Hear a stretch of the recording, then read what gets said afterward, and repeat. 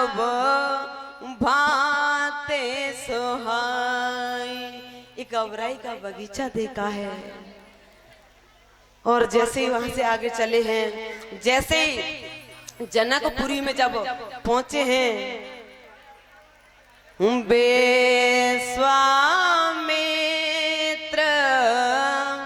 महामुनि आए, समाचार मिथिलापति पाए। विश्वामित्र महामुनि आए और समाचार मिथिलापति पाए। जैसे ही जनक जी ने सुना कि विश्वामित्र जी और उनके साथ में 2 और आए हैं, आज जैसे ही गए हैं विश्वामित्र जी के पास, लेकिन उस समय राम जी लखन जी साथ नहीं हैं, क्योंकि वो अबराई में यानी कुछ पुष्पों को तोड़ने के लिए गए थे। जैसे ही जनक जी ने कहा महाराज आप यहाँ आए हो, तो विश्वामित्र जी के लिए यानी ठहरने के लिए, रुकने के लिए अच्छे से महल में व्यवस्था की गई है। कहा कि आप उस महल में रहिए। लेकिन जैसे ही राम जी को लखन को देखा तो जनक जी की आंखें खुली की खुली रह गई कि ये ऐसे ये दिव्य पुरुष ये कौन है। पूछा गुरुदेव ये कौन है बताइए ना। लेकिन राम जी ने इशारा कर दिया कि ये जनक बहुत बड़े ज्ञानी हैं, खुद अंदाजा लगा लें, आप कुछ मत कहना। इधर जनक जी ने इनकी रुकने के लिए अच्छे से महल में, उत्तम महल में व्यवस्था की गई है और जनक जी चले जाते हैं। जैसे ही जनक जी गए, इधर भगवान राम और लखन जो के अपने गुरुदेव की चरण सेवा कर रहे थे। अच्छा, जैसे ही चरण सेवा कर रहे थे तो राम जी ने ये देखा कि मैं यहाँ पर आया हूँ और ये जितने भी जनकपुर वासी हैं सब मेरा इंतजार कर रहे हैं, लेकिन मैं आखिर इन्हें दर्शन देने के लिए कैसे जाऊं। तो विचार कर रहे थे और चरण सेवा कर रहे थे। एक पैर को तो भगवान राम और एक पैर को लखन जी दबाने लगे हैं। अच्छा, ये जो चरण सेवा गुरुदेव की कर रहे थे, ऐसे ही मुझे एक बात याद आ गई। एक हास्य दृष्टांत है कि एक गुरुजी थे। अच्छा, उसके 2 गुरुजी के यानी 2 चेला थे, लेकिन दोनों चेलाओं में इतना बैर भाव था कि एक दूसरे से जलते थे। तो गुरुजी ने कह दिया कि भाई देख ऐसा करना, अब आप मेरी चरण सेवा करते हो तो एक पैर तू दबाना और एक को तू दबाना।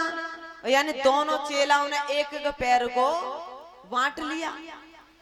अब यदि एक चेला कैसे भी ना आए पैर दाबने के लिए, तो दूसरा वाला चेला सिर्फ जो खुद का था यानी जो बांट लिया था, सिर्फ एक ही चरण सेवा करता, वानी ये दूसरा तो वानी फलाने को है। तो एक दिन हुआ ऐसा कि जब वो चेला कर रहा था चरण सेवा अपने गुरुदेव की, तो उसका जो दूसरा वाला चेला था गुरुजी का, वो नहीं आ पाया। लेकिन गुरुजी को नींद आ गई। अच्छा, नींद आ जाती है तो कोई होश नहीं रहता, तो जिस चरण को वो दाव रहा था और उसके ऊपर यानी गुरुजी का दूसरा पैर रख गया और उसने देखा कि बताओ मेरे दुश्मन को पैर और वो भी मेरे पैर के ऊपर, और उसने डंडा लेकर गुरुजी को पैर को तोड़ दिया। वानी बता तेरी इतनी हिम्मत जो मेरे वाले पैर के ऊपर रख दिया पैर।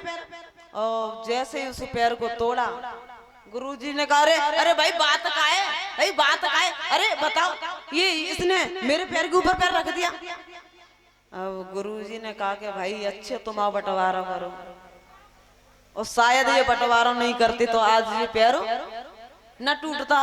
अच्छा, दूसरा वाला चेला आया, उसने कहा गुरुजी ये आपके पैर में किससे लग गई है।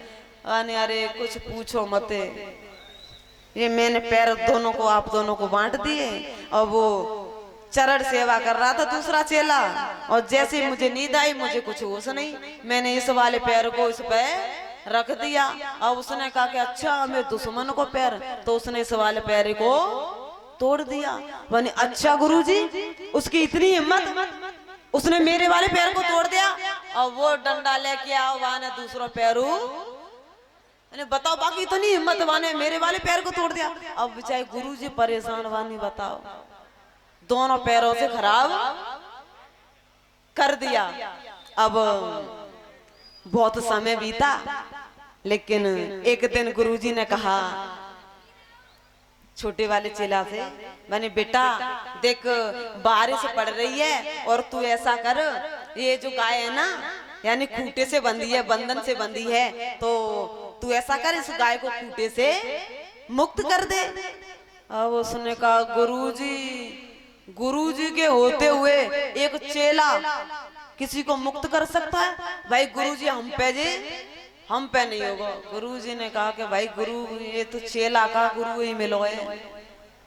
बेचारे गुरुजी गए, जैसे ही गाय को खूंटे से खोला दूसरी जगह बांधा, लेकिन जब अंदर आए तो थोड़ा समय हो गया। गुरुजी ने कहा बेटा देखना बारिश बंद हो गई है कि नहीं। मैंने गुरुजी, क्योंकि वो आलसी थोड़ा ज्यादा, मैंने गुरुजी अरे अभी बाहर से बिल्ली आई है तो उसको छू कर के देख लो, यदि भीगी होगी तो समझ लेना कि बारिश पड़ रही है, और सूखी होगी तो समझना कि बंद है गई। अब गुरुजी विचार करने लगे, बताओ चेलो तो ऐसा मिलो कि गुरु ही है। अब रात्रि हुई, सोने लगे, और जैसे सोए तो गुरुजी के सामने आगे एक बल्ब लगा हुआ था और वो बल्ब जल रहा था। गुरुजी ने कहा देख बेटा तू ऐसा कर, मुझे ये सामने जो बल्ब है ना मेरी आंखों पर एकदम चकाचौंध सा हो रहा है, तो मुझे नींद नहीं आ रही है, तू ऐसा कर इस बल्ब को जा करके बंद कर दे। तो उसने कहा गुरुजी तुम तो रामायण की बात है माना करो।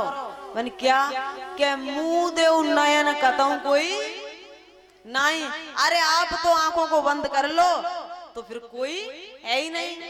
गुरुजी बेचारे बड़ा परेशान, बेचारे जागे, तब जाकर के बल्ब बंद किया, रात्रि में विश्राम किया। सुबह हुआ, अब सुबह हुआ तो कोई भक्त उस आश्रम पर जो लड्डुओं का भोग लगाने के लिए लेकर के आया। अच्छा उसने भोग लगाया, गुरुजी को दे दिए कि गुरुजी आप अपने चेलाओं को बांट देना।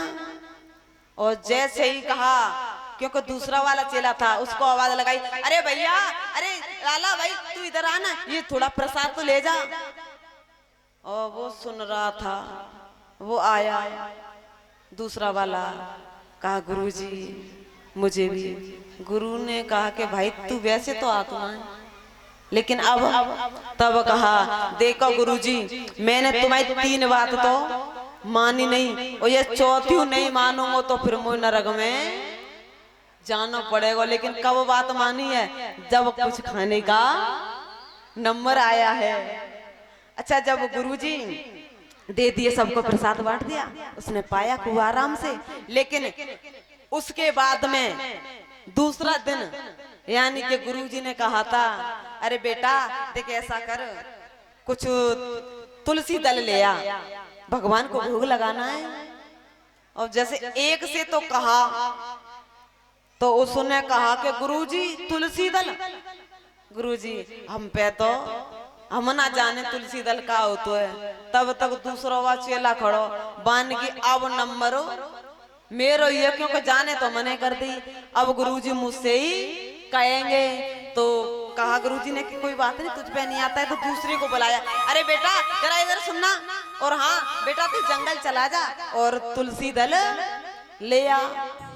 तो वो बड़ा होशियार, उसने कहा गुरुजी तुलसी दल, वो तुलसी दल उसे से तो कहते हैं जिसके जिस चौड़े चौड़े पत्ते होते हैं, इतने बड़े बड़े। गुरुजी ने कही कि ये तो मामलो गड़बड़ है। अच्छा जानता वो सब था, बने ऐसे कहूंगा तभी बात बनेगी। गुरुजी ने कहा अच्छा भाई आप दोनों में से कोई नहीं जानता है? भाई नहीं गुरुजी हम पे नहीं। हम नहीं जानते हैं। तब गुरुजी ने कहा कि भाई इन्होंने थोड़ा बहुत सबको सिखाना चाहिए। तो एक तख्त पे बैठे गुरुजी और कहा कि कोई बात नहीं भैया, नहीं जानते हो तो ऐसा करो, इस तख्त को उठाओ और अपनी चांद पे उठाए के ले चलो जंगल में, जहाँ तुलसी का वृक्ष होगा मैं वहीं पर बता दूंगा। अब बेचारे चेला सोचने लगे जी अच्छे फंसे, तो जाते तो कम से कम तुलसी दल ले आते तो इतना वजन न ढोना पड़ता। तो आगे को एक चेला और एक पीछे को लग गया। अब गुरुजी आराम से उस पे बैठे हैं, अब ये देख रहे हैं कि देखो थोड़ा